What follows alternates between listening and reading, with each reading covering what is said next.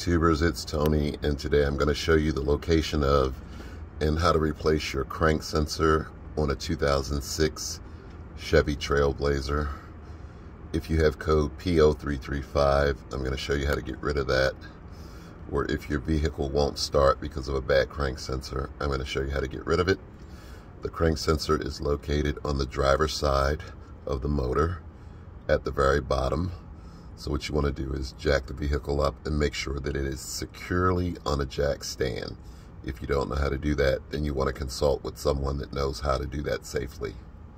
Once you jack the vehicle up, just look for the transmission. There it is. Come up here in the corner and you'll find two sensors. The sensor with the fat white connector, that is your knock sensor in case you need to replace that. And then if you sort of just go up in there, you're going to see a big bolt on your right. That's the bolt for the knock sensor. The bolt on your left is a 10mm bolt, and that is the bolt for your crank sensor. So what you need to do is take a 10mm socket and break loose that 10mm bolt first and try and pull out your crank sensor. Okay guys, I want to show you what I've done. I've taken a 10mm deep socket and a short driver, and you just have to reach up in there until you actually get your socket around that bolt. Then you can take your ratchet, your 3/8 ratchet, and start to remove that bolt. Remember guys, lefty loosey, righty tighty. And then once you get the bolt out, careful not to drop it, then you just have to work on wiggling out the crank sensor. And then once you pull the crank sensor out, then you will work on disconnecting the electrical connector from the sensor. Because I need both hands, guys, and this is in a really rough spot. I'll be back.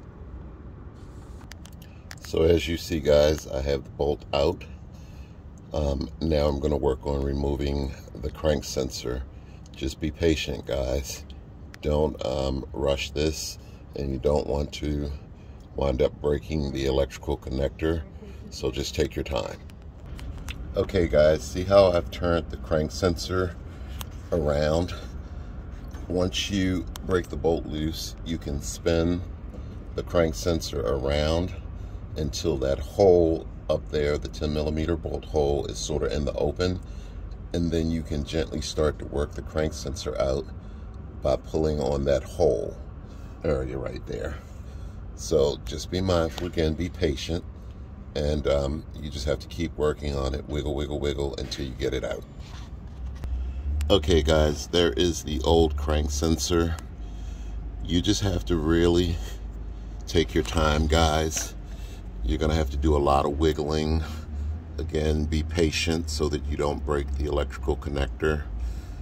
And what you do to get the electrical connector loose is this little white piece here is like a lock. You slide that up, and then on this side, that little tab right there, you push down to release this. So let me take this out first and verify that that's how that really comes out, and I'll be back. Okay guys, one slight correction. That little tab, you push up to unlock it, and then see the little white piece down in there. You just have to take something pointy, push it down in there, and then you can disconnect the electrical connector away from the crank sensor. Okay boys and girls, once you pull that little white tab up to break the lock, you actually then just simply push down on this little tab right here, and then you can pull the electrical connector away from the crankshaft sensor. Again, just remember to be patient, as this is a really tough spot, guys, and there's nothing exactly easy about this. So let me say that again. It's not hard, but it's not easy. I typically get myself in a lot of trouble by using the term easy. because most things are easy for the most part to me. This is not hard at all. Again, it's a little bit of a challenge. Just take your time. It's extremely doable. Okay, guys. When you get your new crankshaft sensor, I want you to keep in mind that some crankshaft sensors require them to be what's called relearned or reprogrammed.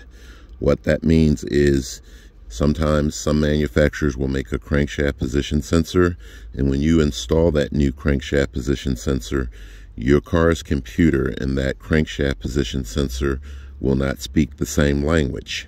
So oftentimes that crankshaft sensor has to be what's called relearned, or your computer has to be relearned so that they can speak the same language. What I typically do when purchasing crankshaft position sensors is, if you're going to go to your local auto parts store, you want to ask the sales associate, does my crankshaft position sensor need to be relearned? There are videos out there that can show you how to do that for your specific vehicle. If you find that your sensor needs to be relearned and you are unable to find a video to help you, the next alternative would be the dealership, as they will relearn your new crankshaft position sensor for a modest fee. But here's what I typically do, guys. I go to rockauto.com and I go to the ignition category after putting in my vehicle's information, and you will see crankshaft position sensors. You will notice that some of them will say a possible relearn procedure is needed. Well, I simply won't purchase that particular brand of crankshaft position sensor. I will purchase any of the other ones that do not require me to have to relearn them. And then what I simply do is, once I get that item, I can simply put it in and the vehicle will start up with no problem after I reset the check engine light.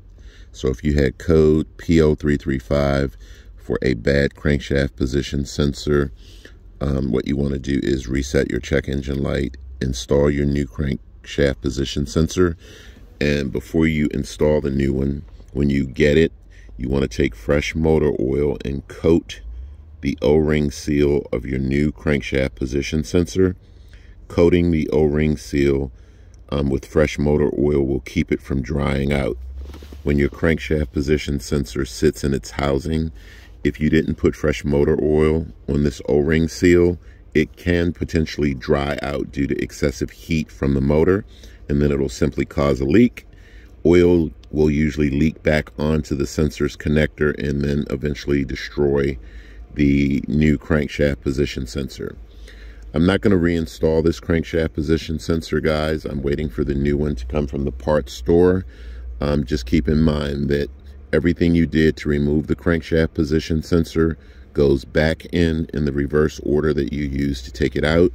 Just put fresh motor oil around this area, put in your new crankshaft position sensor, push it in as far as you can get it in, line up the holes with the bolt, and you can simply thread the bolt until it catches, and then you can take your socket and ratchet and start screwing it down, and that will pull it in for you if it doesn't just go in by hand. So just be patient, guys. Take your time and you will be able to get this job done. It's an easy job for the most part, but it's not easy, if that makes sense. So I hope this video has been helpful to you guys. And remember, the crankshaft position sensor is located on the driver's side of the motor at the bottom. So just follow my step-by-step instructions, be patient, and you will be able to replace your crankshaft position sensor on your 2006 Trailblazer. Thanks for watching, guys, and take care.